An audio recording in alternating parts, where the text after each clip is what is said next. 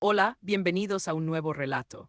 Esta es la historia de cómo el deseo más profundo de mi corazón terminó dibujando una realidad que ninguno de nosotros estaba listo para enfrentar. Dicen que el hilo rojo del destino se puede enredar, estirar o tensar, pero nunca se rompe. Para Diego y para mí, ese hilo se sentía más como un nudo en la garganta durante casi 7 años. 7 años de pruebas de embarazo negativas, de hormonas que me ponían la piel de papel y de silencios incómodos en cenas familiares donde todos preguntaban ¿para cuándo? Al final, el universo dejó de decirnos no y nos susurró un por allá. Ese por allá nos llevó a un orfanato en el centro de Puebla, un edificio colonial con paredes tan gruesas que parecían guardar los suspiros de 100 años. El lugar olía exactamente a lo que imaginas cuando piensas en el pasado: cera para pisos de madera, humedad vieja y un toque sutil de incienso. Era una vibra súper emocional, de esas que te hacen sentir que cada paso que das está cargado de un peso cósmico. Diego me apretaba la mano tan fuerte que sentía su pulso confundirse con el mío. Ahí estaba él, sentado en una banca de madera que le quedaba enorme. Mateo tenía 6 años, pero sus ojos parecían haber visto el estreno de la Ciudad de México. No estaba jugando con los otros niños, ni buscaba atención, simplemente estaba ahí, aferrado a una libreta de espiral con las esquinas desgastadas. No soltaba esa libreta por nada del mundo, como si fuera su ancla a la realidad. Cuando nuestras miradas se cruzaron, sentí ese famoso asterisco match asterisco del que hablan las películas, pero sin la música de piano de fondo. Fue más bien como un choque eléctrico, un reconocimiento instantáneo de que él era la pieza que faltaba en nuestro rompecabezas roto. Sor Lucía nos había dicho que era un niño especial, muy callado, pero en ese momento no nos importó. Estábamos cegados por la luz de nuestra propia esperanza. El proceso de adopción fue un torbellino de trámites, pero finalmente logramos traerlo a casa. Vivimos en una colonia de la CDMX que está en ese limbo extraño de la gentrificación. Por un lado tienes el café de especialidad que te cobra el latte a precio de oro, y por el otro, a la vecina de toda la vida barriendo la banqueta a las 7 de la mañana. Nuestra casa es de esas antiguas, con techos altos y pisos que crujen, el escenario perfecto para mi nueva vida de mamá escritora. Los primeros días fueron un reto total de adaptación, un subidón de adrenalina mezclado con un cansancio que te cala los huesos. Diego, fiel a su estilo de ingeniero, trató de imponer una rutina de hierro para que Mateo se sintiera seguro. Desayuno a las 8, juego a las 10, siesta a las 2, todo cuadriculado, todo bajo control. Yo, por mi parte, no podía evitar romantizar cada pequeño gesto para el libro que estaba intentando empezar. Me sentaba en la sala a verlo y sentía que mi bloqueo de escritora por fin se estaba agrietando. Cada vez que Mateo agarraba una crayola, yo sentía que estaba presenciando el nacimiento de un genio incomprendido. Él no hablaba mucho, casi nada, pero sus manos siempre estaban en movimiento sobre el papel. Era su forma de procesar el mundo, o al menos eso era lo que yo quería creer en mi burbuja de felicidad. Una tarde de esas donde el sol de la CDMX pega de lado y pone todo de color naranja, Mateo se sentó en el ventanal de la sala. Sacó su libreta y una crayola roja, una de esas que ya están casi gastadas hasta el papel. Lo vi observar fijamente hacia la calle, con una concentración que me pareció casi inquietante para un niño de su edad. No parpadeaba, solo miraba hacia el exterior y luego trazaba líneas rápidas en su cuaderno. Me acerqué con cuidado, tratando de no romper el hechizo de su creatividad.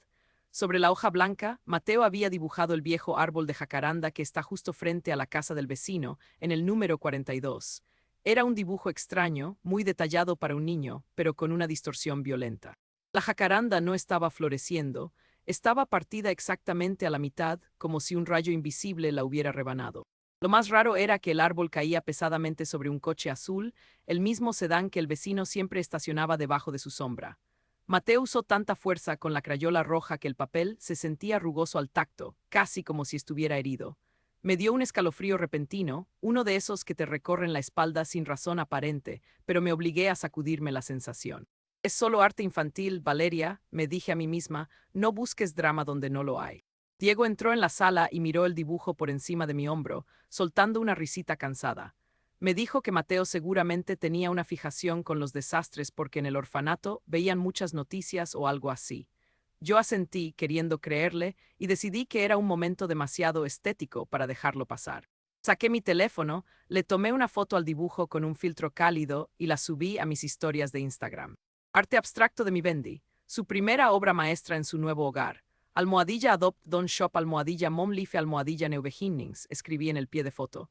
En cuestión de minutos, los asterisco liques asterisco empezaron a llover y mis amigas comentaban lo profundo que se veía el trazo de Mateo. Me sentí validada, sentí que por fin tenía la vida perfecta que tanto había deseado proyectar. Esa noche cenamos en paz, o lo más parecido a la paz que se puede tener con un niño que te observa en silencio.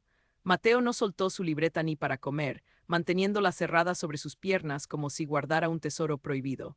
Diego bromeaba sobre cómo íbamos a tener que comprarle acciones a Crayola si seguía a ese ritmo.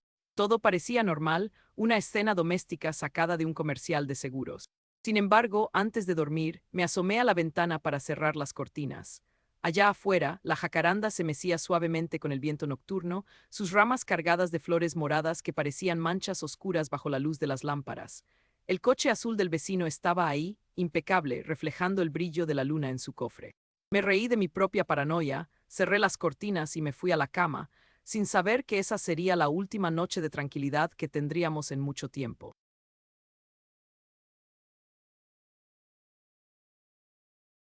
El trueno no fue lo que me despertó. Fue ese crujido seco, un sonido de madera rindiéndose que vibró en las paredes de la casa como un eco de ultratumba. Eran las 4 de la mañana y la CDMX estaba bajo el azote de una tormenta de esas que parecen personales, de las que castigan el pavimento con furia. Me quedé helada bajo las cobijas, con el corazón martilleando contra mis costillas, esperando el siguiente estruendo. Diego ni se inmutó, tiene ese sueño pesado de quien no carga con culpas ni paranoias, pero yo sentía que el aire en la habitación se había vuelto denso, casi eléctrico. Me levanté de puntitas y me asomé por la ventana que da a la calle. La lluvia era una cortina gris que apenas dejaba ver los faroles, pero cuando un relámpago iluminó el cielo, se me detuvo el pulso. El vacío que sentí en el estómago no fue por el susto, sino por la confirmación de una pesadilla que yo misma había posteado en Instagram horas antes. La jacaranda, esa explosión de color morado que era el orgullo de la cuadra, ya no estaba de pie. Se había desplomado sobre el asfalto, bloqueando la calle por completo. Lo peor no fue el árbol caído, sino cómo cayó.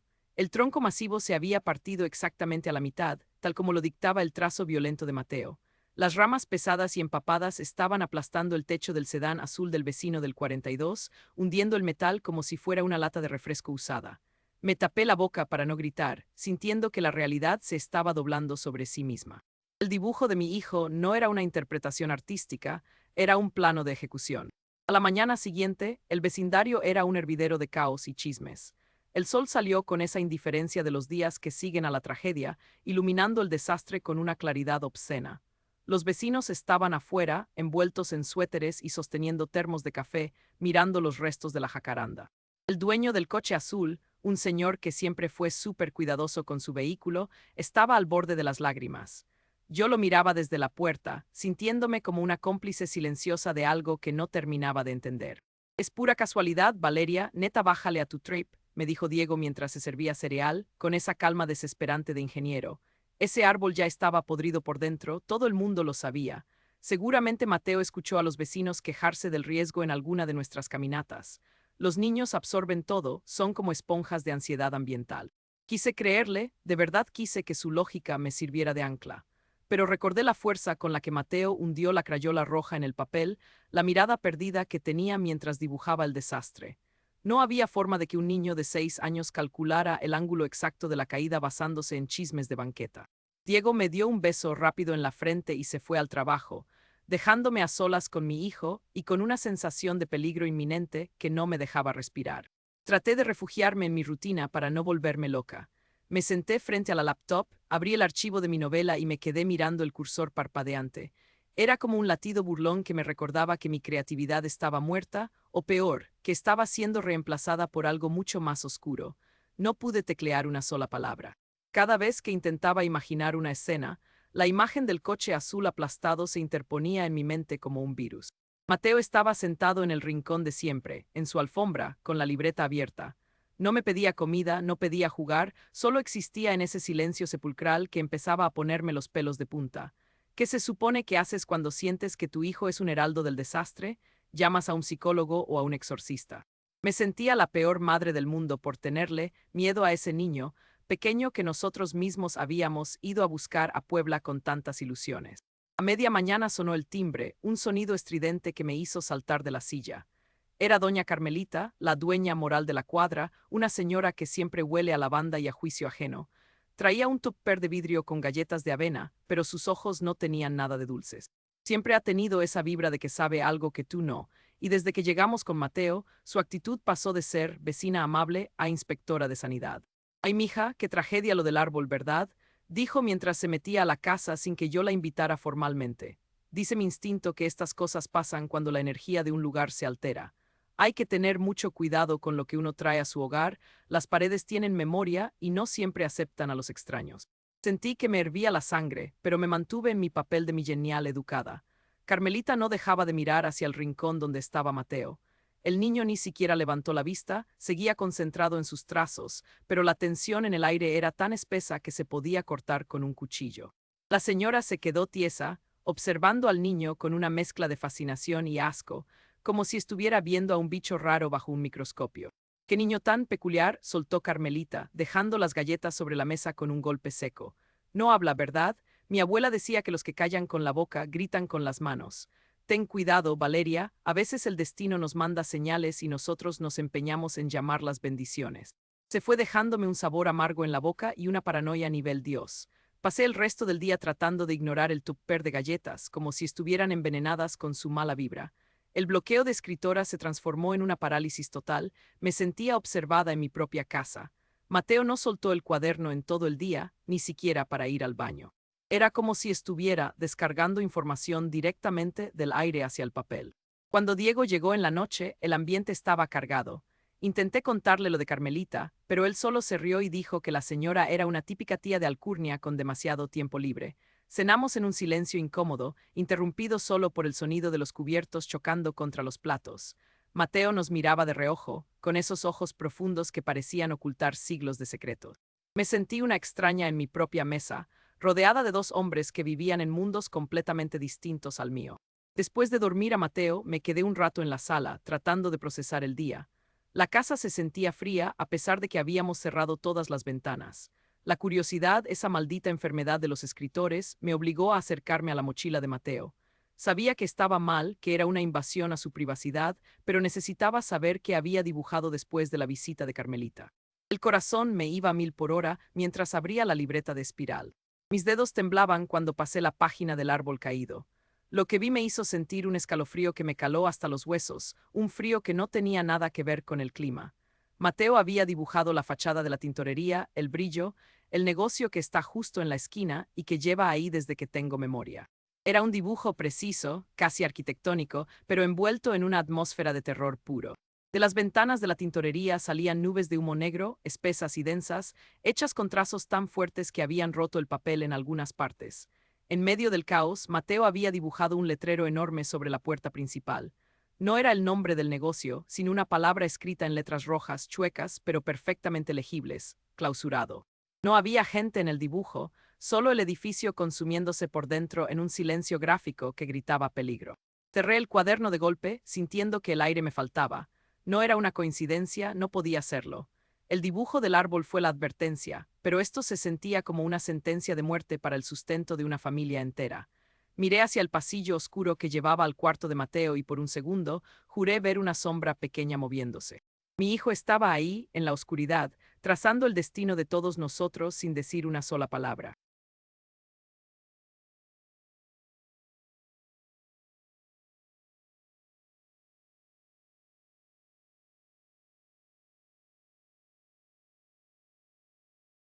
No pegué el ojo en toda la noche.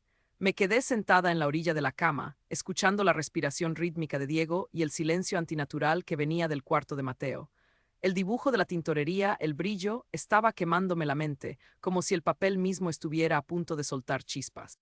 Me decía a mí misma que era una coincidencia, una mala broma de mi imaginación de escritora frustrada, pero el estómago no miente.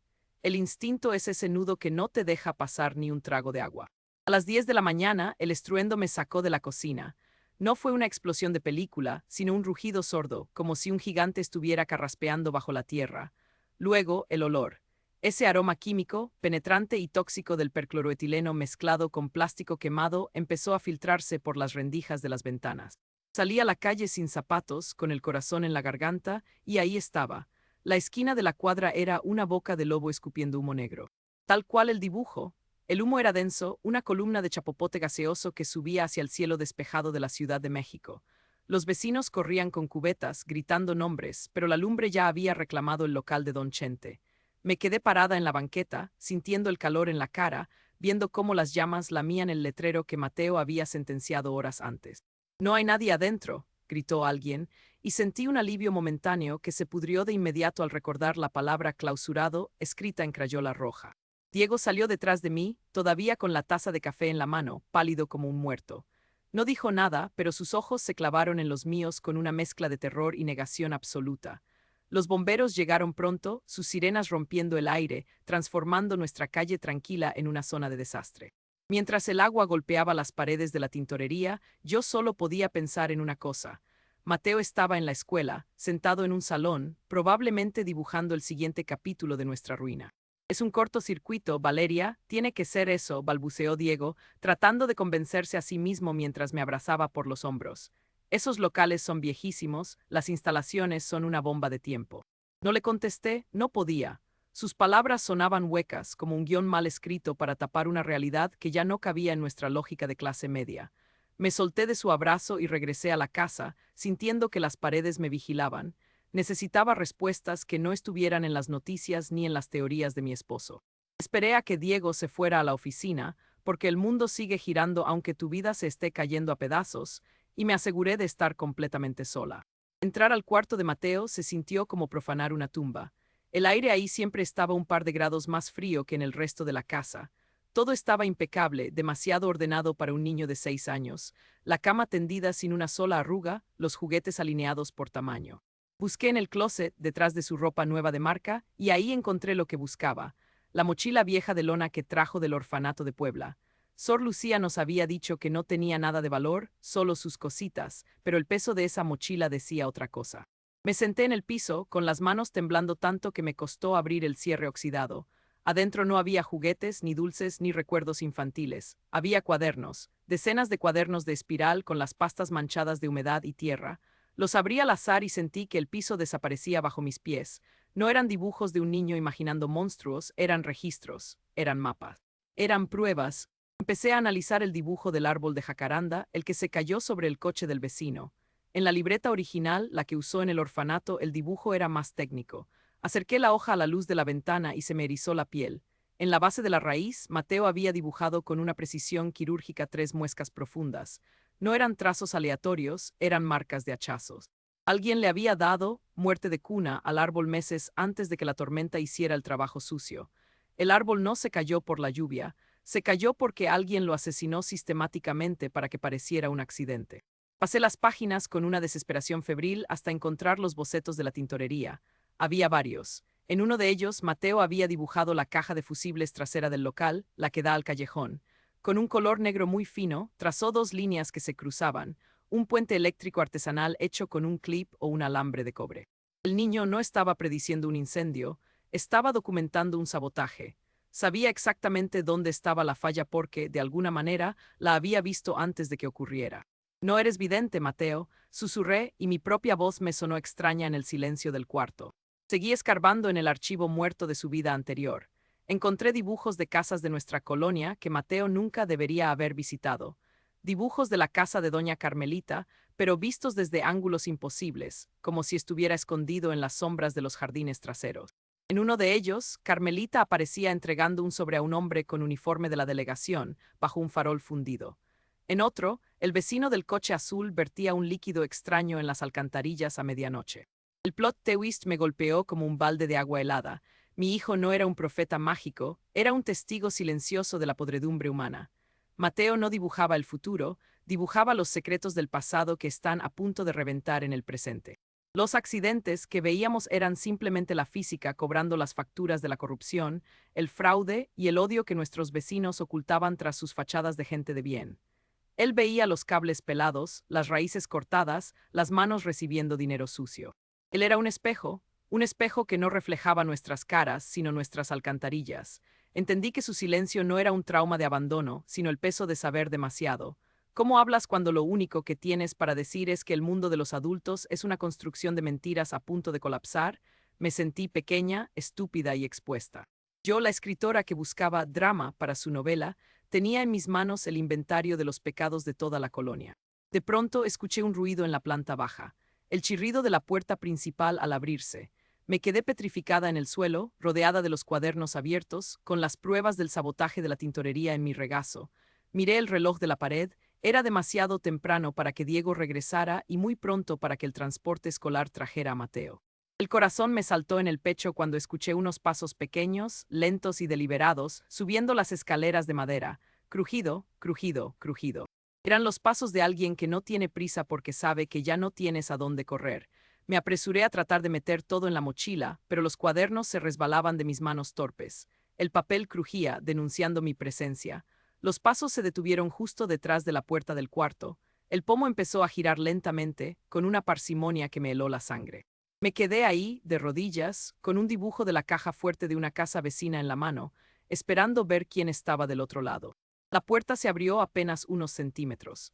La luz del pasillo proyectó una sombra delgada y pequeña sobre el piso de la habitación. No era la sombra de un niño inocente, era la silueta de alguien que posee la verdad y sabe que esa verdad es un arma cargada. El aire se volvió pesado, saturado nuevamente con ese olor a humo que parecía haberme seguido desde la esquina. ¿Buscabas algo, mamá? La voz de Mateo sonó por primera vez clara, sin ese tono infantil que uno esperaría, sino con una frialdad que me detuvo el pulso. Me quedé helada, con el dibujo del sabotaje arrugado entre mis dedos, dándome cuenta de que el verdadero peligro no era lo que Mateo dibujaba, sino lo que él planeaba hacer con lo que sabía. Y en ese momento, supe que nuestra familia perfecta acababa de convertirse en el dibujo más peligroso de su libreta.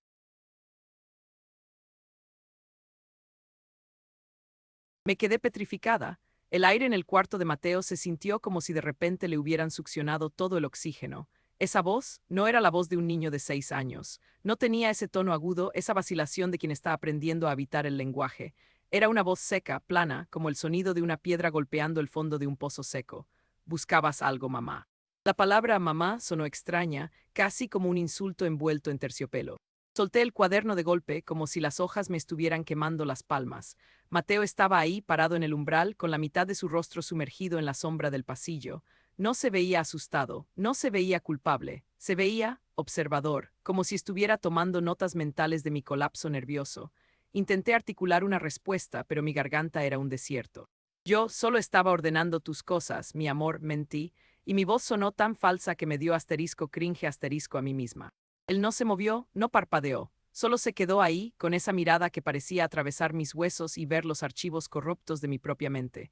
Antes de que pudiera decir algo más, escuché el portón eléctrico de la cochera. Diego había vuelto. El sonido del motor fue como una campana de salvación en medio de una película de terror. Bajé las escaleras casi corriendo, dejando a Mateo solo en la oscuridad de su cuarto, con sus cuadernos y sus verdades a medias. Cuando Diego entró, no pude contenerme. El pánico me estaba desbordando. Lo arrastré a la cocina, lejos del alcance de los oídos de Mateo, y le solté todo. Le hablé de los dibujos del árbol, del puente eléctrico en la tintorería, de las marcas de hachazos que Mateo había registrado antes de que pasara nada.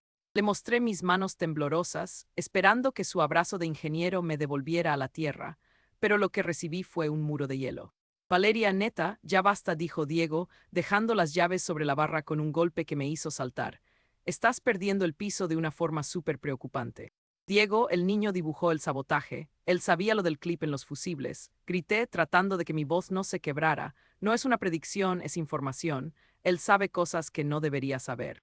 Diego soltó un suspiro largo, de esos que te dicen, te tengo lástima, pero ya me cansaste. Se frotó las sienes y me miró con una condescendencia que me dolió más que cualquier insulto. Me dijo que mi bloqueo creativo me estaba haciendo proyectar mis ansiedades en el niño. Me acusó de estar buscando desesperadamente drama para mi novela porque no podía escribir una sola página decente sobre la felicidad. Estás usando a Mateo, Valeria. Estás convirtiendo el trauma de un huérfano en un guión de suspenso barato, soltó y sentí que me daba una bofetada. El niño tiene una capacidad de observación increíble, sí. Quizá vio a un trabajador en la tintorería y su mente infantil lo procesó como un dibujo. Pero de ahí a que sea un cómplice o un vidente. Güey, escúchate, suenas paranoica. La pelea escaló a niveles que nunca habíamos tocado. Me llamó obsesiva, dijo que mi salud mental estaba afectando el proceso de adaptación de Mateo. Me sentí asterisco gasliteada asterisco al máximo. Él estaba invalidando mis ojos, mis oídos y mi instinto para proteger su idea de familia perfecta. Terminamos durmiendo en cuartos separados. Bueno, él durmió. Yo pasé la noche viendo el techo, sintiendo que las paredes de mi propia casa se estaban cerrando sobre mí. A las 5 de la mañana, mientras el resto de la ciudad seguía sumida en ese azul profundo antes del amanecer, tomé una decisión. No podía quedarme ahí esperando a que el próximo dibujo se hiciera realidad. Agarré las llaves de mi camioneta, mi bolsa y salí de la casa sin hacer ruido. Necesitaba respuestas y solo había un lugar donde conseguirlas: Puebla. El viaje por la autopista fue un borrón de luces de neón y café de gasolinera. Manejé con los nudillos blancos, aferrada al volante como si fuera lo único que me mantenía unida a la realidad. Llegué al orfanato justo cuando las campanas de una iglesia cercana llamaban a misa de 7. El edificio colonial se veía más imponente y gris que la primera vez. Ya no olía a esperanza, olía a secretos guardados bajo llave. Sor Lucía me recibió en el mismo salón de paredes gruesas. Su rostro, que antes me pareció maternal, ahora se veía tallado en piedra. No me ofreció té esta vez. Se quedó parada, con las manos ocultas en las mangas de su hábito, escuchando mi relato atropellado sobre los dibujos y los accidentes. Su silencio era defensivo, una armadura de fe contra la lógica del miedo. Señora Valeria, los niños que han sufrido tienen mentes complejas, dijo con una voz monótona. Mateo es un niño especial, ya se lo advertimos. Si usted no puede manejar su sensibilidad, quizás la adopción fue un error. No me venga con eso, Sor Lucía, exploté golpeando la mesa de madera. El niño sabe detalles técnicos de sabotajes en mi colonia, conoce los patios traseros de mis vecinos. Eso no es sensibilidad, eso es conocimiento previo. Dígame la verdad, ¿de dónde viene Mateo realmente?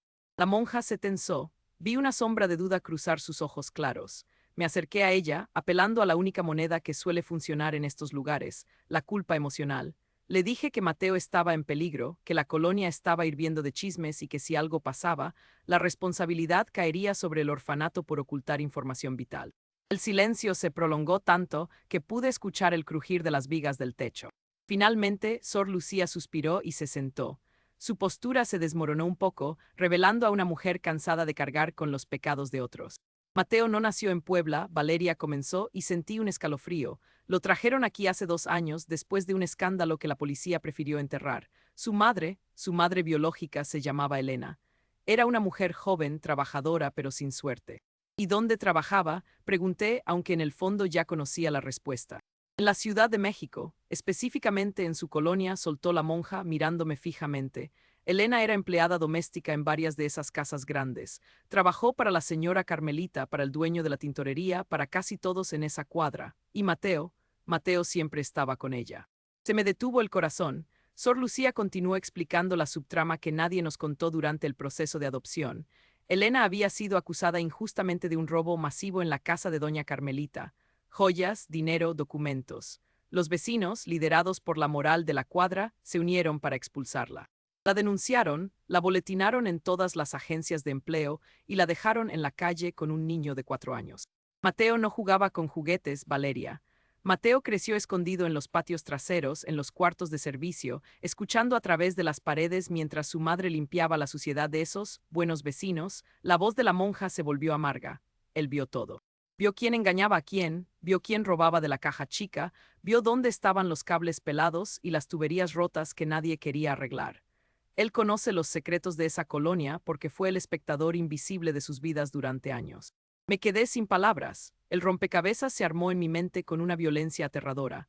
Mateo no estaba prediciendo tragedias, estaba ejecutando una venganza silenciosa o, al menos, estaba señalando las grietas que él sabía que eventualmente causarían el colapso.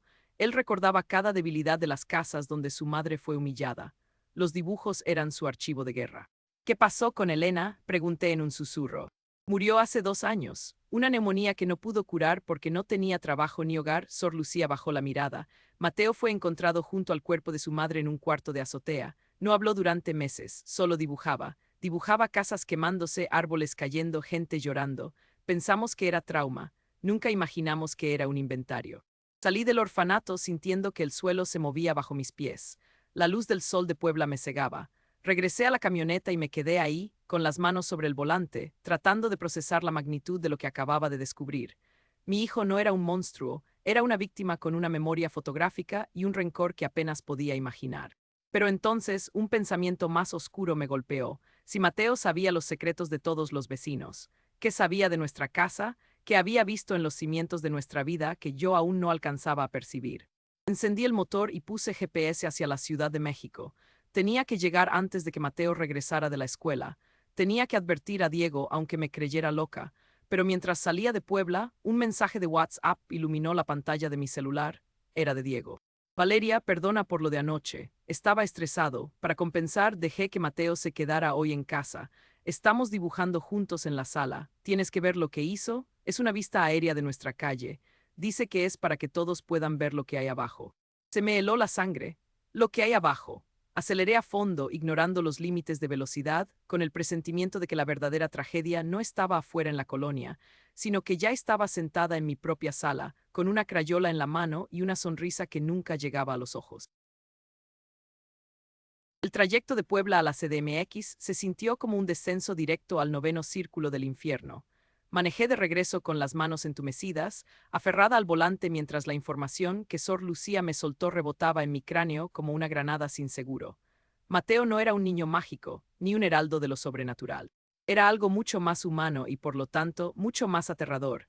Era el testigo que nadie vio, el fantasma que habitó los cuartos de servicio de mi propia calle. Llegué a la colonia con el estómago hecho un nudo.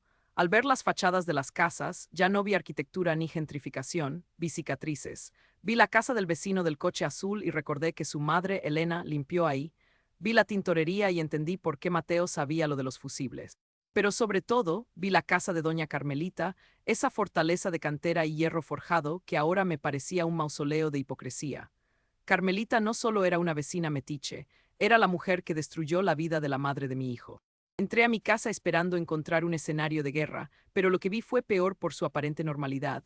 Diego estaba en la sala, con la laptop sobre las rodillas, trabajando como si el mundo no se estuviera cayendo a pedazos. Mateo estaba sentado en la alfombra, rodeado de sus crayolas, con una paz que me dio náuseas. No me atreví a decirle nada a Diego en ese momento. Después de nuestra pelea, sabía que cualquier cosa que saliera de mi boca sonaría a delirio de persecución. Qué bueno que llegaste, amor. Mateo ha estado súper tranquilo, dijo Diego sin levantar la vista. Se echó un dibujo increíble de la casa de la vecina. Neta, el morro tiene un ojo para la perspectiva que ya quisiera cualquier arquitecto. Me acerqué al dibujo con el corazón martilleando en mis oídos. Era la casa de doña Carmelita, pero no era una vista exterior bonita. Era un corte transversal, casi como un plano de ingeniería, pero con el trazo visceral de un niño. En el centro del papel, Mateo había dibujado las tuberías principales que corrían bajo el piso de mármol de la estancia de Carmelita. Las líneas azules del agua se cortaban bruscamente, transformándose en un garabato caótico de color negro y gris que inundaba todo. Lo que me hizo perder el equilibrio fue un detalle en la esquina inferior del dibujo. Debajo de lo que parecía ser el mueble de las antigüedades de Carmelita, Mateo había dibujado un rectángulo gris con un dial redondo. Una caja fuerte. Estaba oculta bajo el piso, justo donde el agua del dibujo parecía acumularse con más fuerza. Mi hijo estaba dibujando el colapso del sistema hidráulico de la mujer que más odiaba, y de paso, estaba revelando sus tesoros ocultos. Mateo, ¿por qué dibujaste esto?, le pregunté, tratando de que mi voz no temblara. El niño levantó la vista. Sus ojos, esos pozos profundos de 6 años, no tenían malicia, pero sí una claridad insoportable. No respondió con palabras, solo señaló el dibujo de la tubería reventada y luego hizo un gesto de SHHH con el dedo sobre sus labios. Entendí el mensaje de inmediato. El desastre estaba programado. No sabía si era física pura, si Mateo había visto una filtración hace años que nadie atendió, o si era algo más, pero la inundación iba a suceder. Sentí una urgencia eléctrica. Si esa tubería reventaba y Carmelita perdía sus antigüedades, nos iba a culpar. Ya nos traía en la mira, y después de lo de la tintorería, la colonia estaba buscando un chivo expiatorio. No podía permitir que culparan a Mateo de ser un niño de mala vibra o algo peor. Tenía que evitar que el dibujo se hiciera realidad, aunque eso significara entrar en la cueva del lobo. Voy a devolverle el tupper a doña Carmelita, anuncié, agarrando el recipiente de vidrio con las galletas rancias que nos dejó el día anterior. Ahorita, es tardísimo, Valeria. Diego me miró como si me hubiera salido una segunda cabeza. Aparte, según tú, ella es el anticristo. Ahora quieres ser su mejor amiga. Es por cortesía, Diego. No quiero más problemas en la cuadra, mentí, saliendo de la casa antes de que pudiera cuestionarme más. Caminar esos pocos metros hasta el número 54 se sintió como caminar hacia el patíbulo. La noche estaba fresca, pero yo estaba sudando. Toqué el timbre de la casa de Carmelita. El sonido resonó dentro de la propiedad, un eco elegante y frío. Tardó unos minutos en abrir, y cuando lo hizo, apareció envuelta en una bata de seda que probablemente costaba más que mi renta. Su mirada de desprecio fue instantánea.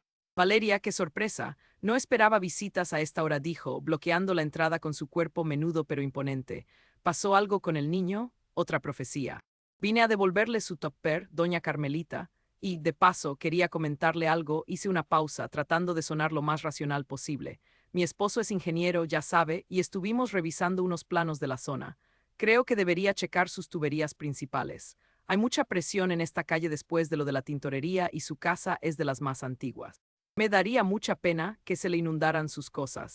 Carmelita arqueó una ceja perfectamente depilada. Se hizo a un lado, invitándome a pasar con un gesto fingido de hospitalidad. La casa por dentro era un museo de excesos, figuras de porcelana, muebles de madera pesada y un olor a cera y encierro que me mareó. Caminamos hacia la estancia principal, justo el lugar que Mateo había dibujado. Mis ojos se clavaron en el piso de mármol, buscando la marca de la caja fuerte oculta. Tuberías, Carmelita soltó una risita seca, una que no llegaba a sus ojos. Qué detalle tan milenial, preocuparse por el mantenimiento ajeno cuando uno no tiene ni la vida propia en orden. Hablo en serio, señora. He notado humedad en la banqueta, insistí, sintiendo cómo la paranoia me ganaba. No es una broma. Si no cierra la llave de paso o llama a un plomero ahora mismo, va a tener un desastre en la sala. En ese momento, Carmelita cambió el chip. Su expresión de abuelita de la colonia se transformó en algo mucho más afilado. Caminó hacia la ventana y, para mi sorpresa, no estaba mirando las tuberías. Estaba mirando a los otros vecinos que paseaban a sus perros o regresaban del trabajo. Con una agilidad social que solo dan décadas de manipular juntas vecinales, abrió la puerta de par en par y levantó la voz lo suficiente para que la escucharan en la acera. «Ay, Valeria, por favor, me estás asustando», gritó con una angustia fingida, atrayendo las miradas de un par de vecinos que pasaban por ahí. «¿Cómo que mis tuberías van a explotar? ¿Es otra de las visiones de tu niño? Pobre criatura, ¿qué cosas le metes en la cabeza?» Me quedé helada, los vecinos se detuvieron. Doña Tere, la de la mercería, y el joven del 48 se acercaron, atraídos por el drama. Carmelita me miró con una chispa de triunfo en los ojos. Sabía exactamente lo que estaba haciendo. Me estaba funando en vivo y a todo color frente a la comunidad. «Vecinos, miren nada más», continuó Carmelita, fingiendo que le temblaban las manos. «Valeria viene a decirme que mi casa se va a inundar. Dice que tiene presentimientos. Primero lo del árbol, luego lo de la tintorería de Don Chente, y ahora viene a amenazar mi hogar con sus historias de escritora loca». «No es una amenaza, doña Carmelita, es una advertencia técnica», traté de defenderme, pero mi voz sonó chillona y desesperada, justo como ella quería que sonara. «Es una obsesión», exclamó ella, dirigiéndose a los vecinos. «Esta muchacha no está bien. Desde que trajeron a ese niño de Puebla, no ha hecho más que traer malas vibras y cuentos de terror a la cuadra. Es una millennial que no sabe distinguir la realidad de sus novelas y quiere que todos vivamos en su paranoia. Miren cómo me tiene, estoy temblando». Los vecinos empezaron a murmurar. Vi sus caras, desconfianza, lástima y ese juicio silencioso que es peor que cualquier grito. Doña Tere me miró con una expresión de pobrecita, ya se le botó la canica. Me di cuenta de que, a los ojos de la colonia, yo era la loca de los gatos, pero versión escritora frustrada con un hijo raro. La narrativa de Carmelita era perfecta. Ella era la víctima vulnerable y yo era la desequilibrada que buscaba atención. «Valeria, mija, mejor vete a descansar», dijo el vecino del 48, con un tono condescendiente que me hizo querer desaparecer. «Ya es mucha tensión con lo que ha pasado. No vengas a asustar a la señora con cuentos chinos. No son cuentos, el niño sabe cosas». Cometí el error de decir, y en cuanto las palabras salieron de mi boca, supe que había perdido la guerra. Carmelita soltó un suspiro dramático y se llevó una mano al pecho. «Ven, el niño sabe cosas. Qué miedo, de veras. Criar a un niño normal ya es difícil, pero usarlo para alimentar estas fantasías es casi negligencia. Por favor, Valeria, retírate. No quiero que tu mala energía siga en mi sala. Mañana mismo hablaré con la asociación de vecinos. No podemos tener a alguien así perturbando la paz». Salí de la casa de Carmelita con la cara ardiendo de vergüenza. Escuché cómo cerraba la puerta con un golpe seco, seguido del murmullo de los vecinos que se quedaron afuera comentando mi episodio. Crucé la calle sintiendo que 1000 ojos me clavaban agujas en la espalda, humillada, pequeña e impotente. Carmelita me había dado la vuelta de una forma magistral, usando mi propio miedo como arma para invalidarme frente a todos. Entré a mi casa y cerré la puerta con llave, recargando la espalda contra la madera. Diego apareció en el pasillo, con los brazos cruzados y una expresión de «te lo dije» que me dolió más que el veneno de Carmelita. ¿Ya estás contenta?, preguntó Diego con una voz gélida. Me acaba de llegar un mensaje al grupo de WhatsApp de la cuadra. Carmelita puso que fuiste a acosarla y que estás teniendo un colapso nervioso. Todo el mundo está diciendo que Mateo es una influencia negativa. Nos van a correr de aquí, Valeria, por tus pinches paranoias de escritora. Ella sabe quién es Mateo, Diego. Ella destruyó a su mamá. Le grité, pero mis palabras sonaron huecas, sin pruebas, sin nada más que mi intuición herida. Ya basta de Elena y de Puebla, rugió Diego. Mañana mismo vamos a llevar a Mateo con un psiquiatra de verdad y tú vas a dejar de escribir esa basura de novela. Esto se acabó. Diego se dio la vuelta y se encerró en el cuarto de invitados, dándome un portazo que hizo vibrar toda la casa. Me quedé sola en la estancia, rodeada de sombras. El silencio era pesado, roto solo por el sonido rítmico de algo, un goteo. Caminé hacia la mesa del comedor, donde Mateo había dejado su libreta abierta. Él ya no estaba ahí, se había ido a dormir sin que yo me diera cuenta. Miré el dibujo de la casa de Carmelita una vez más. Bajo la luz de la lámpara, noté algo que no había visto antes. En el dibujo, Mateo no solo había trazado la tubería rota y la caja fuerte. Había dibujado una figura pequeña, una silueta negra, parada justo afuera de la ventana de Carmelita, observando cómo el agua subía. La silueta no tenía rostro, pero llevaba puesto el mismo suéter que yo traía puesto en ese momento. Me quedé helada, con el corazón detenido. El dibujo no era solo una predicción del accidente, era el registro de mi propia humillación. Mateo sabía que yo iría, sabía que fallaría, y mientras yo procesaba el terror de ser observada por mi propio hijo, un sonido sordo y potente llegó desde la calle. No fue un grito, fue un estruendo de metal y agua a presión, el sonido de algo grande rompiéndose bajo tierra. Un segundo después, los gritos de doña Carmelita empezaron a rasgar la noche, pero no eran gritos de miedo. Eran gritos de alguien que acababa de ver cómo su secreto más oscuro, ese que estaba guardado en una caja fuerte bajo el piso, estaba a punto de salir a flote frente a todo el vecindario. Pero lo peor no fue el ruido de la inundación. Lo peor fue sentir una mano pequeña y fría deslizándose en la mía en la oscuridad de la sala. Ya empezó, mamá, susurró Mateo a mi lado, y por primera vez vi una sonrisa completa en su rostro. Ahora todos van a ver lo que ella esconde. El estruendo que vino de la casa de doña Carmelita no fue un estallido seco, fue un rugido hidráulico que pareció sacudir los cimientos de toda la cuadra. El sonido del agua golpeando a presión contra las paredes internas de su estancia se escuchaba hasta mi sala, un eco sordo de destrucción que me heló la sangre. Mateo seguía ahí, parado junto a mí, con esa sonrisa que no era de un niño, sino de un arquitecto viendo cómo su obra maestra finalmente se sostiene por sí sola. Diego salió del cuarto de invitados como un resorte pálido, con los ojos inyectados en sangre por la falta de sueño y el estrés de nuestra pelea. ¿Qué chingados fue eso?, preguntó, aunque la respuesta estaba flotando literalmente en la calle. Salimos a la banqueta y la escena era surrealista, digna de una película de desastre de bajo presupuesto, pero con un realismo que te revolvía las tripas. El agua salía a borbotones por debajo de la puerta principal de Carmelita, arrastrando lodo, pedazos de madera y un olor a cañería vieja que inundó el aire nocturno. Los vecinos, que apenas unos minutos antes se habían retirado a sus casas después de mí, escándalo, volvieron a salir en pijama, con las caras llenas de una confusión que pronto se transformó en morbo puro. La presión era tanta que una de las ventanas frontales de la casa de la señora tronó, escupiendo un chorro de agua sucia que bañó el jardín de entrada.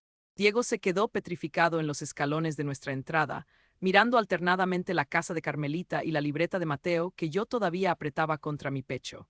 Su escepticismo de ingeniero, ese muro de lógica que había construido para no volverse loco, empezó a desmoronarse frente a mis ojos. No había forma de explicar esto con coincidencias o humedad en la banqueta. El dibujo de Mateo era un mapa exacto del desastre, hasta el ángulo en el que el agua estaba erosionando la fachada. No puede ser, Valeria. Neta, no puede ser, susurró Diego, y por primera vez en días vi miedo real en sus ojos, no hacia el niño, sino hacia la realidad que se le estaba escapando de las manos. La puerta de Carmelita se dio bajo el peso del agua y se abrió de golpe, dejando salir una marea negra que inundó la banqueta. Y ahí, en medio del caos, sucedió lo que el dibujo de Mateo había profetizado con una precisión quirúrgica. El piso de mármol de la estancia, debilitado por la presión subterránea que Mateo había trazado con crayola azul, colapsó por completo. Un socavón de un par de metros de profundidad se tragó el mueble de las antigüedades. dejando expuesto el secreto que la dueña moral de la colonia había guardado bajo llave durante décadas. En el fondo del agujero, brillando bajo la luz de los faroles públicos y el agua que seguía brotando, estaba la caja fuerte gris. Pero no estaba cerrada. El impacto del colapso y la fuerza del agua habían botado la puerta de metal, que probablemente ya estaba vieja y oxidada. Docenas de carpetas de plástico, sobres manchados de humedad y hojas sueltas empezaron a flotar hacia la superficie, saliendo de la casa de Carmelita como si fueran ratas huyendo de un barco hundiéndose. Doña Tere, la de la mercería, fue la primera en acercarse y recoger uno de los papeles que el agua arrastró hasta sus pies. Se hizo un silencio sepulcral en la calle, solo roto por el sonido del agua fluyendo. Tere leyó el documento, se le desencajó la mandíbula y miró hacia la casa de Carmelita con una expresión de asco puro. Luego, otro vecino recogió un sobre y otro más agarró una carpeta que flotaba cerca de la alcantarilla. «¿Es una lista?», gritó Tere con la voz temblando de rabia. «Es una lista de todos nuestros recibos de predial, pero con anotaciones de cuánto dinero nos ha sacado para gestiones que nunca hizo. Aquí están las fotos de mi hijo cuando tuvo aquel problema legal. La vieja nos estaba extorsionando». El caos estalló. Resulta que la caja fuerte de Carmelita no guardaba joyas, sino el inventario de las miserias de toda la colonia. Documentos de adeudos, fotos comprometedoras, registros de sobornos a la delegación para clausurar negocios que no le gustaban, como la tintorería de Don Chente, y pruebas de cómo había manipulado las actas de la Asociación de Vecinos para quedarse con fondos comunes. El agua de Mateo no solo inundó su casa, lavó la mugre de sus mentiras y la dejó expuesta en la vía pública para que todos la pisaran. Carmelita salió de su casa chapoteando, con el cabello deshecho y el rostro transformado en una máscara de furia y terror. Intentó arrebatarle los papeles a los vecinos, gritando que eran propiedad privada, que era un robo, pero ya era tarde. El mito de la vecina perfecta se había disuelto en el agua sucia. Diego miraba la escena con una parálisis total, dándose cuenta de que cada tragedia reciente, el árbol, la tintorería, la inundación, tenía un hilo conductor que Mateo había dibujado antes que nadie. Valeria, el niño, Diego se giró hacia Mateo, que seguía ahí parado, observando todo con una calma glacial. Entramos a la casa, huyendo del griterío y la histeria colectiva que se estaba apoderando de la calle. Necesitaba sentarme, necesitaba procesar que mi hijo acababa de destruir a la villana de la cuadra con un dibujo. Pero mientras caminaba hacia la cocina para servirme un vaso de agua, algo en la entrada me llamó la atención. Nuestra basura, los botes que Diego había sacado temprano para el camión del día siguiente, estaban volcados en la acera, justo al borde de nuestra propiedad. Al principio pensé que eran los perros callejeros o el viento, pero al acercarme vi algo que me revolvió el estómago. La basura no estaba simplemente tirada, estaba revuelta con saña. Las bolsas de plástico estaban rasgadas de una forma específica, como si alguien hubiera estado buscando algo muy valioso entre nuestros desechos orgánicos. Me agaché ignorando el asco y busqué lo que yo misma había tirado esa mañana. Los dibujos oscuros de Mateo que me daban miedo y que Diego me pidió desechar para limpiar la vibra. No estaban los bocetos del árbol partido, el diagrama de la tintorería y el plano de las tuberías de Carmelita habían desaparecido. Mi mente empezó a trabajar a 1000 por hora, conectando puntos que no quería conectar. Si los dibujos estaban en la basura y luego las tragedias pasaban con una precisión física que no era mágica. Y si alguien estaba usando los dibujos como un instructivo. «Diego, ven a ver esto», le pedí, con la voz apenas en un susurro. Él se acercó, todavía en shock por lo de Carmelita. Le mostré las bolsas rotas y le recordé que ahí habíamos tirado los bocetos de Mateo. Su cara de ingeniero se puso tensa. El rompecabezas de la magia empezó a transformarse en un rompecabezas de criminalística. «Valeria, ¿te acuerdas de la cámara Ring que instalé en el pórtico cuando nos mudamos?», preguntó Diego, y su voz tenía una urgencia que me hizo vibrar los dientes. «La que da hacia los botes de basura y la entrada de la casa de Carmelita». Corrimos a su estudio. Diego abrió la aplicación en la computadora con las manos temblorosas. El cursor parpadeaba, cargando los eventos de la noche anterior y de esa misma tarde. Empezamos a revisar las grabaciones de movimiento. El corazón me martilleaba en las costillas, cada segundo de espera se sentía como una hora. «Aquí está», dijo Diego, señalando la pantalla.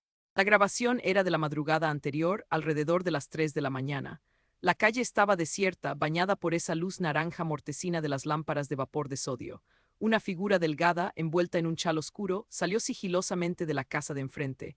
No era un extraño, no era un ladrón de poca monta. Era doña Carmelita. En el video, se veía a la señora acercarse a nuestros botes de basura con una agilidad que no correspondía a su edad. Con una linterna pequeña entre los dientes, empezó a hurgar en nuestras bolsas. La vimos sacar los dibujos de Mateo, uno por uno. Se detenía a examinarlos bajo la luz de la linterna, y aunque la resolución no era perfecta, se notaba que su expresión no era de miedo, sino de una fascinación enferma. Se guardó los papeles en el pecho y regresó a su casa, mirando hacia nuestra ventana antes de entrar. No puede ser, susurré, sintiendo un frío que me caló hasta los huesos. Ella no les tenía miedo a los dibujos, ella los estaba usando. Seguimos revisando las grabaciones de los días previos. Vimos a Carmelita salir de su casa con una mochila pequeña la tarde antes de que el árbol cayera. La vimos regresar horas después, con las manos manchadas de algo oscuro. Vimos cómo, el día del incendio en la tintorería, ella salió por la parte de atrás de su casa, evitando las cámaras principales de la calle, pero siendo captada por el ángulo lateral de la nuestra. Aquí estaba el segundo plot twist, el que me hizo querer vomitar.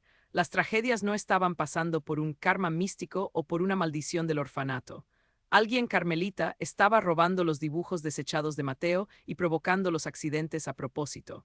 Ella usaba el talento de observación del niño como una guía de sabotaje. Sabía que Mateo veía las grietas de la colonia, los descuidos, los secretos técnicos de las casas, y ella simplemente terminaba el trabajo para deshacerse de sus enemigos. Carmelita había orquestado el hachazo al árbol para que cayera sobre el coche del vecino que quería auditar las cuentas de la asociación. Ella había provocado el cortocircuito en la tintorería usando el diagrama de Mateo para eliminar a Don Chente, quien sabía demasiado sobre sus sobornos. Y lo más retorcido de todo, estaba usando la narrativa del niño raro y la mala vibra del huérfano como la coartada perfecta. Si algo malo pasaba, todos culparían al niño vidente, no a la respetable señora de la casa 54. Es una psicópata, Valeria, dijo Diego, con la voz quebrada. Usó a nuestro hijo para limpiar su camino y al mismo tiempo nos puso a toda la colonia en contra. Pero el dibujo de hoy, interrumpí pensando en la inundación, el dibujo de su propia casa, ¿por qué haría eso? ¿Por qué provocaría su propia ruina? Miramos de nuevo la grabación de hace apenas unas horas. Vimos a Carmelita en la banqueta después de que yo fui a advertirle sobre las tuberías. En el video se veía cómo, después de cerrarme la puerta en la cara, ella no se fue a dormir. Se quedó mirando el dibujo de Mateo que seguramente ya tenía en su poder, el que yo no encontré en la basura porque ella se lo llevó antes. Se veía frustrada, frenética. Quizás intentó controlar la inundación para que pareciera un accidente menor y así terminar de incriminarme a mí como una loca acosadora, pero la física no perdona. Mateo había dibujado un colapso total porque la infraestructura ya no aguantaba, y ella, en su arrogancia de creer que podía manipular el destino trazado por un niño, forzó las válvulas de presión de más. Le salió el tiro por la culata. El agua no solo inundó su sala, destruyó el piso falso donde escondía su caja fuerte de extorsiones. Ella no contaba con que el dibujo de Mateo fuera tan exacto, dije, sintiendo una mezcla de alivio y terror. Intentó usarlo para victimizarse y terminó exponiéndose solita. De pronto, un ruido en la planta alta nos hizo saltar. Unos pasos lentos, rítmicos. Mateo bajó las escaleras arrastrando su cobija favorita. Se detuvo a unos metros de nosotros, mirando la pantalla de la computadora donde todavía se veía la cara de Carmelita robando basura. No dijo nada, pero sus ojos brillaron con una intensidad que nunca le había visto. No era el brillo de un niño asustado, era el brillo de alguien que finalmente ha sido comprendido. Ella es mala, mamá, dijo Mateo, y esta vez su voz no me dio miedo, me dio una tristeza infinita. Ella lastimó a mi mamá Elena. Ella hizo que se muriera de frío. Me acerqué a él y lo abracé con todas mis fuerzas, sintiendo su pequeño cuerpo temblar. Diego se unió al abrazo, llorando en silencio sobre mi hombro. Habíamos traído a un niño a casa pensando que íbamos a salvarlo, sin darnos cuenta de que él nos estaba salvando a nosotros de vivir en una mentira rodeados de lobos con piel de oveja. Pero la paz duró poco. Afuera, los gritos de la calle cambiaron de tono. Ya no era solo el ruido del agua o los chismes de los vecinos. Se escuchaba la sirena de una patrulla, pero también algo más oscuro, el sonido de alguien golpeando nuestra puerta principal con una fuerza desesperada. Miré por la ventana lateral. Doña Carmelita estaba ahí, empapada, con los ojos desorbitados y un pedazo de papel arrugado en la mano. Ya no era la señora elegante, era un animal herido y acorralado, y lo que sostenía en la mano no era uno de los dibujos viejos de la basura. Era un dibujo nuevo, uno que yo no había visto, donde se veía nuestra casa con las luces apagadas y una figura con un encendedor parada junto al tanque de gas del techo. «Abran la puerta, malditos», chilló Carmelita desde afuera y su voz ya no era humana. «Ese niño es el diablo y ustedes van a arder con él». Diego me miró y luego miró a Mateo. El juego de los dibujos había escalado a un nivel de vida o muerte. Carmelita ya no quería usar los dibujos para sabotear a otros, ahora los estaba usando como una profecía de cumplimiento forzado para borrarnos del mapa antes de que pudiéramos denunciarla con la policía. Sabía que la habíamos descubierto, y en su mente retorcida, la única forma de salvarse era quemar la evidencia, junto con nosotros adentro. El sonido de los golpes en la puerta principal se sentía como si alguien estuviera martillando directamente sobre mis sienes. Doña Carmelita estaba fuera, despojada de su máscara de porcelana, gritando injurias que no encajaban con su imagen de abuelita de la colonia. Pero dentro de la casa, el silencio era aún más aterrador.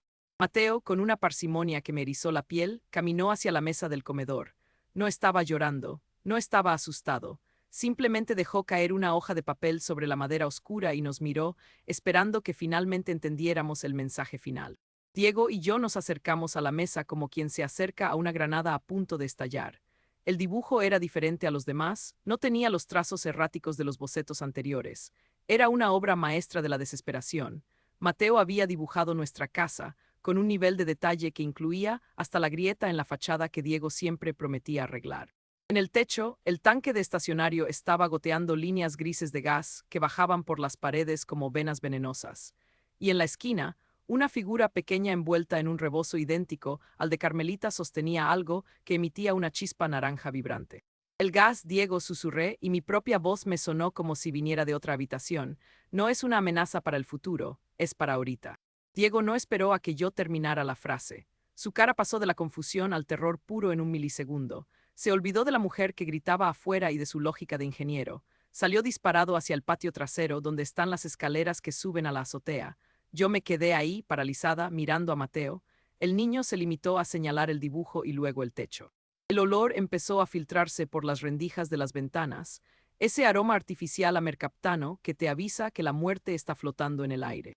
Escuché los pasos pesados de Diego subiendo los peldaños de metal, el sonido del hierro chocando contra el hierro. Afuera, los gritos de Carmelita cesaron de golpe, lo cual fue 1000 veces peor. El silencio de un depredador es más peligroso que su rugido. Unos segundos después, Diego bajó a tropezones, jadeando con la cara pálida. Cerré la llave de paso, Valeria. Estaba abierta al máximo y la manguera de llenado estaba picada, dijo Diego, tomándome por los hombros. Esa pinche vieja subió por la barda de atrás. Estaba todo planeado. De repente, el mundo se volvió negro. El zumbido constante del refrigerador se detuvo y la luz de la calle que se filtraba por las cortinas desapareció. Carmelita había bajado el interruptor principal desde el registro exterior. Estábamos a oscuras, atrapados en una caja de cemento saturada con un resto de gas que todavía no se disipaba. El único sonido era nuestra respiración agitada y el crujir de la madera vieja de la casa. Sentí la mano de Diego buscar la mía en la penumbra.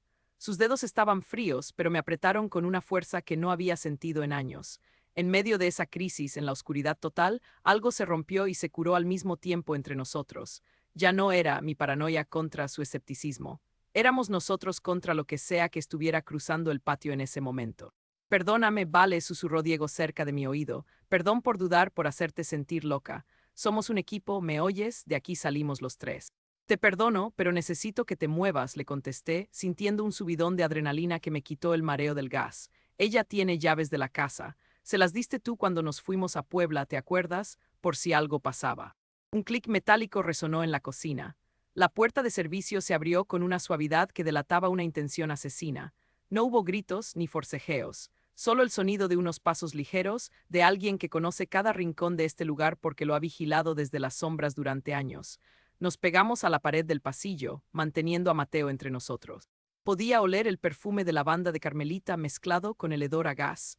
Era una combinación nauseabunda. Vimos su silueta recortada contra la poca luz que entraba por la ventana de la cocina. No traía un arma de fuego, traía algo mucho más cruel en un ambiente saturado de gas, un encendedor de cocina de cuello largo. La vimos acercarse a la estufa. Su plan era simple y perverso: abrir las hornillas, dejar que la casa se llenara por completo y luego provocar la chispa desde una distancia segura. Iba a borrar la evidencia, al niño y a nosotros en un solo accidente doméstico.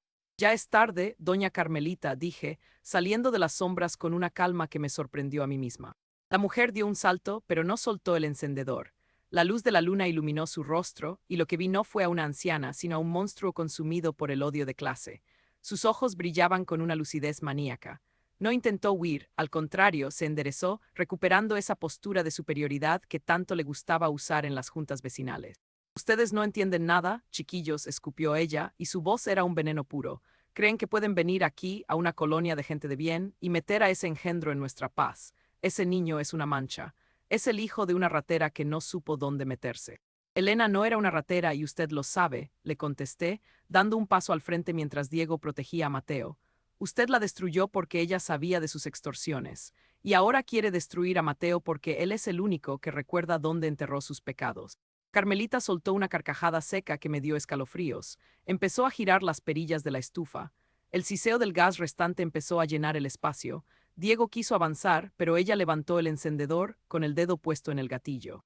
¿Crees que alguien te va a creer, Valeria?, dijo ella con un tono maternal que me revolvió el estómago. Soy la señora Carmelita. Soy la dueña de Media Cuadra. Tú eres una escritora fracasada con delirios de persecución y un esposo que ni siquiera te cree. Mañana, cuando los peritos saquen sus cuerpos quemados, yo seré la vecina que intentó advertirles sobre el peligro. Ya nadie le cree nada, señora, intervino Diego, su voz resonando con una autoridad que me hizo sentir segura. Vimos las cámaras. Sabemos que usted robaba los dibujos de la basura. Sabemos que usted mató el árbol y quemó la tintorería. Tenemos todo grabado. Grabado, en este vecindario, Carmelita se burló acercando la punta del encendedor a la hornilla. Aquí el dinero compra el silencio, y yo tengo más lana que todos ustedes juntos. Voy a llamar al DF, les voy a quitar a ese niño y lo voy a refundir en un lugar donde nadie vuelva a ver sus dibujitos de mierda. Es un peligro social, un retrasado que no habla. No tiene derechos, igual que su madre. Se sentía el peso de su clasismo, esa idea de que nosotros y Mateo éramos desechables porque no encajábamos en su estándar de perfección.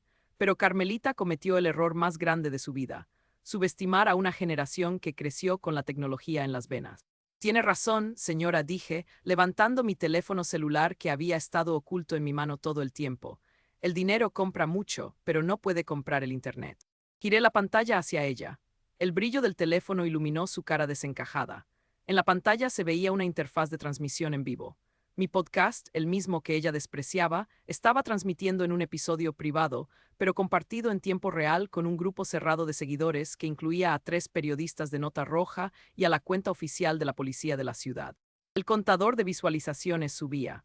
El audio de su confesión, sus insultos sobre Mateo y su plan de incendiar la casa se habían escuchado con una claridad cristalina. Estamos en vivo, Carmelita, le dije, y sentí una satisfacción casi eléctrica. No solo grabamos, hay 200 personas escuchando cómo intenta prender la estufa. La mujer se quedó paralizada. El encendedor tembló en su mano. Por primera vez vi la duda en sus ojos.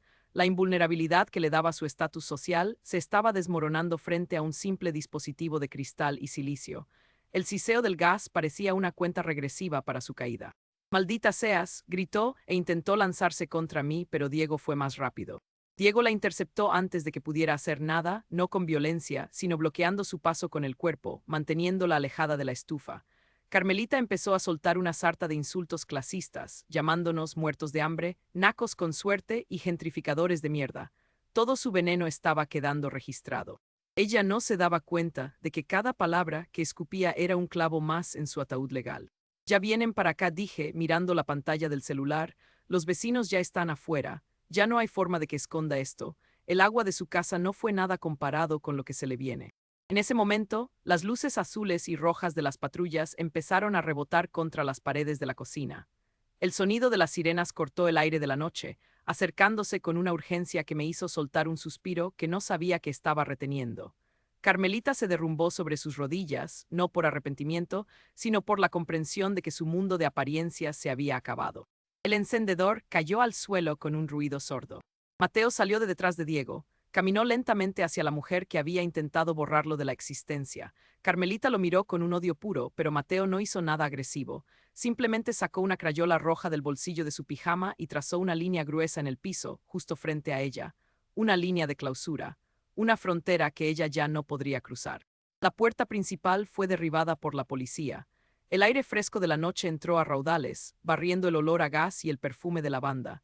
Los oficiales entraron con linternas, llenando la cocina de una luz blanca y clínica que desnudó la miseria de la situación. Vi a doña Tere y a otros vecinos asomarse por la puerta. con las caras llenas de horror al ver a la gran señora de la colonia reducida a un montón de seda y amargura en el suelo. Diego me rodeó con su brazo y me atrajo hacia él. Mateo se aferró a mi pierna, escondiendo su cara en mi pijama. Por fuera, la casa estaba rodeada de caos, patrullas y gente murmurando, pero por dentro el aire se sentía finalmente limpio. El clímax de nuestra pesadilla había pasado, y aunque el pulso todavía me iba a 1000 por hora, sabía que la verdad había ganado. Carmelita fue levantada por los oficiales. Mientras se la llevaban, me miró una última vez. Ya no tenía poder, ya no era la dueña de nada. Era solo una anciana patética que no pudo soportar que un niño del orfanato de Puebla tuviera el poder de dibujar su caída. Esto no se acaba aquí, balbuceó, pero su voz ya no tenía fuerza. Para nosotros sí se acaba, señora, le contesté, apagando la transmisión del celular. Para nosotros, por fin empieza algo nuevo. Me quedé mirando la estufa apagada, las perillas cerradas y a mi familia unida en la oscuridad que empezaba a iluminarse con el amanecer de la justicia. Mateo apretó mi mano y por primera vez en toda esta historia sentí que los trazos oscuros habían terminado de dibujarse. Lo que quedaba por delante era un lienzo en blanco, y por primera vez no tenía miedo de lo que pudiéramos pintar en él. Sin embargo, justo antes de que el último oficial saliera, Mateo se soltó de mi mano. Caminó hacia la mesa del comedor y recogió el dibujo de la casa con el gas. Lo hizo bolita con una fuerza inusitada y lo tiró al bote de la basura. Luego me miró y por un segundo juré que vi un brillo de paz absoluta en sus ojos, pero el silencio en la casa seguía siendo denso. Diego y yo nos miramos, exhaustos, con la adrenalina bajando y dejando un vacío que solo el tiempo podría llenar. Habíamos sobrevivido, pero el costo emocional estaba apenas empezando a hacerse notar. Afuera, la colonia empezaba a despertar a una realidad diferente. Los secretos de Carmelita estaban en manos de la policía y el miedo que había mantenido a todos callados se había evaporado con el agua de la inundación. Pero dentro de nuestra casa, el ambiente todavía vibraba con la tensión de lo que pudo haber sido. ¿Están bien?, preguntó Diego, su voz quebrada por el cansancio. Estamos vivos, respondí, abrazando a Mateo, y por ahora, eso es más de lo que Carmelita quería para nosotros. Miré por la ventana cómo se llevaban la patrulla. El sol empezaba a asomarse por el horizonte de la Ciudad de México, pintando el cielo de un naranja suave que me recordó al primer dibujo de Mateo. Pero esta vez no era el color del fuego, sino el de un nuevo día. Sabía que faltaban muchas cosas por sanar, muchas explicaciones que dar y un proceso legal largo, pero el nudo en mi garganta finalmente se había desatado. Mateo regresó a mi lado y me entregó una hoja limpia que había sacado de su mochila. Me la puso en las manos y me dio un beso rápido en la mejilla antes de caminar hacia su cuarto. Miré la hoja en blanco. No había trazos, ni advertencias, ni tragedias. Era solo papel, y en ese vacío sentí que mi bloqueo de escritora se disolvía por completo. La historia ya no estaba en sus manos, ahora estaba en las mías. Asterisco asterisco capítulo 8, lienzo en blanco asterisco asterisco.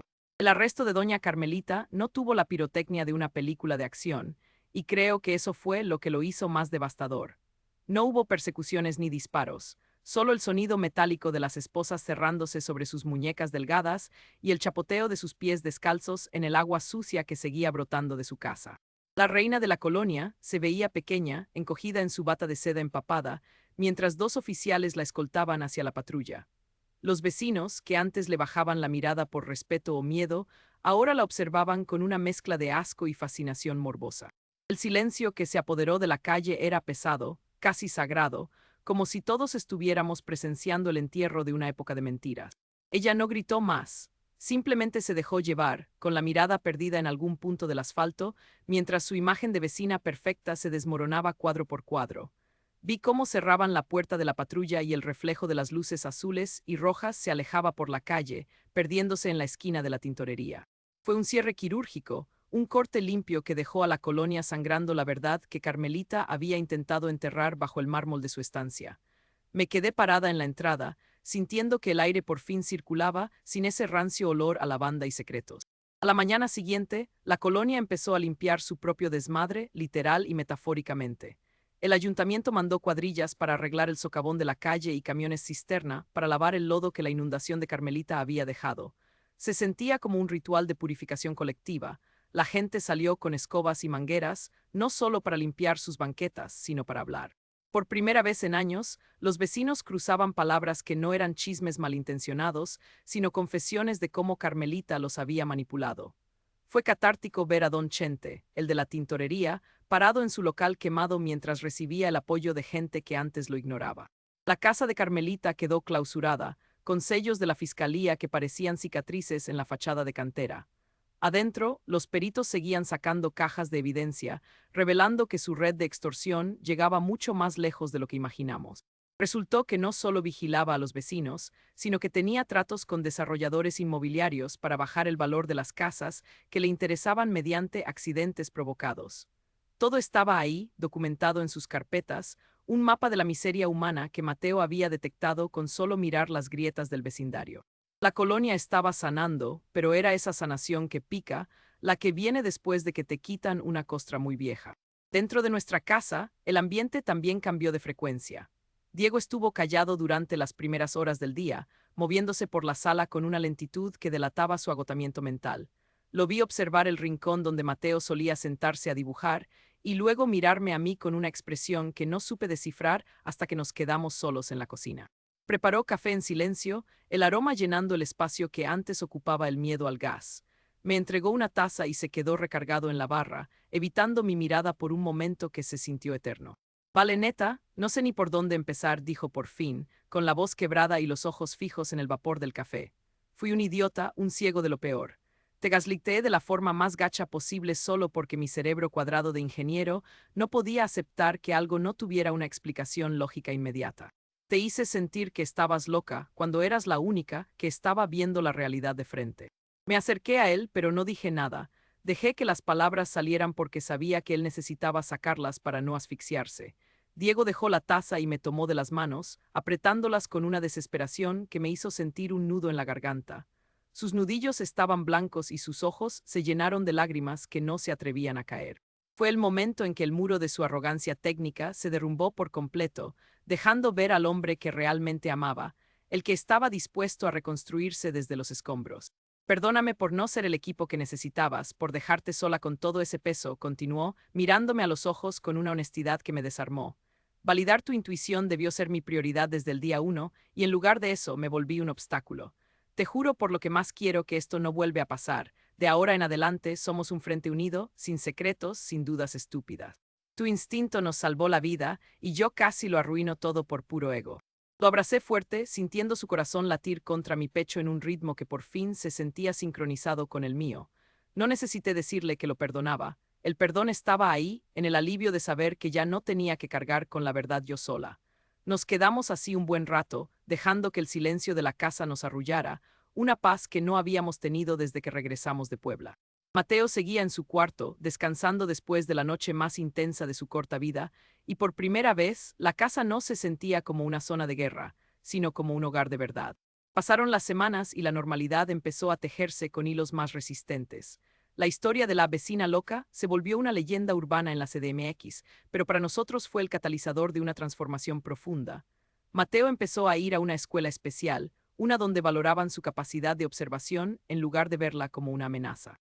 Ya no dibujaba tragedias, sus cuadernos ahora estaban llenos de formas abstractas, de colores que no eran solo rojo y negro. El proceso de adopción se ratificó sin problemas y Sor Lucía nos llamó desde Puebla para decirnos que estaba rezando por nosotros, aunque creo que nosotros ya habíamos encontrado nuestra propia forma de redención. Una tarde de sábado, de esas donde el sol de la ciudad se pone color ámbar y entra por el ventanal de la sala de forma casi cinematográfica, estábamos los tres juntos. Diego estaba sentado en el piso, armando un rompecabezas de 1000 piezas que parecía no tener fin, pero lo hacía con una paciencia que me llenaba el alma. Yo estaba en el sofá, leyendo un libro que no tenía nada que ver con crímenes ni suspenso, simplemente disfrutando de la quietud. Mateo estaba en su rincón de siempre, con una caja de crayolas nuevas que le habíamos comprado, esas que tienen todos los tonos de amarillo y naranja imaginables. Había un silencio cómodo en la habitación, de esos que no necesitan ser llenados con música ni televisión. De pronto, escuché el sonido de una crayola deslizándose sobre el papel con una intención diferente, un trazo firme pero suave. Me asomé por encima del libro y vi a Mateo concentrado como nunca lo había visto. No miraba hacia la calle, no buscaba grietas en las paredes, ni escuchaba los susurros de los vecinos. Su mirada estaba fija en nosotros, saltando de Diego a May con una chispa de luz en sus pupilas que me hizo detener el aliento. Mateo agarró una crayola amarilla, de un tono tan brillante que parecía irradiar calor propio. Dibujó un sol gigante en la parte superior de la hoja, un sol con rayos que se extendían por todo el papel, abrazando lo que estaba debajo. Luego, con trazos simples pero llenos de vida, dibujó a 3 personas agarradas de la mano. No eran figuras distorsionadas ni tristes, éramos nosotros, con sonrisas exageradas y cuerpos que parecían estar flotando de alegría. El dibujo era la antítesis de todo lo que había llenado sus cuadernos anteriores. Era, literalmente, un lienzo de felicidad pura. El niño dejó la crayola sobre la alfombra y se quedó mirando el dibujo unos segundos, como si estuviera asegurándose de que la realidad ahora coincidiera con su papel. Luego, levantó la vista y me miró directamente a los ojos. No fue esa mirada profunda y aterradora de antes, fue la mirada de un niño que por fin se siente a salvo en el mundo. Abrió la boca y por primera vez en todos los meses que llevaba con nosotros, el silencio se rompió de la forma más hermosa que pude haber imaginado. Mi mamá dijo Mateo, con una voz clara, dulce y perfectamente articulada. Fue su primera frase completa, su primera declaración de pertenencia al universo que habíamos construido para él. Sentí un escalofrío que me recorrió el cuerpo, pero esta vez no fue de miedo, sino de una emoción tan grande que me dolió el pecho. A Diego se le cayó la pieza del rompecabezas que tenía en la mano y se quedó mudo, con las lágrimas rodando por sus mejillas sin ningún pudor. Yo no pude contener el sollozo. Me tapé la boca con las manos mientras las lágrimas me nublaban la vista, sintiendo que cada noche de insomnio y cada gramo de miedo habían valido la pena solo por escuchar esas 2 palabras. Mateo se levantó y caminó hacia mí, extendiéndome el dibujo con un orgullo que le iluminaba toda la cara. Lo tomé como si fuera el documento más valioso del mundo, una escritura de propiedad sobre nuestra nueva vida. Lo abracé con una fuerza que intentaba comunicarle todo lo que no sabía decir con palabras, y Diego se unió a nosotros, rodeándonos con sus brazos grandes, formando un círculo que ya nada ni nadie podría romper. En ese momento, entendí que los dibujos de Mateo no eran una maldición, sino el lenguaje que él usó para pedirnos que limpiáramos el camino para que él pudiera, finalmente, ser un niño. Un rato después, cuando la luz del sol empezó a desvanecerse y la paz de la noche se asentó en la casa, me senté frente a mi laptop.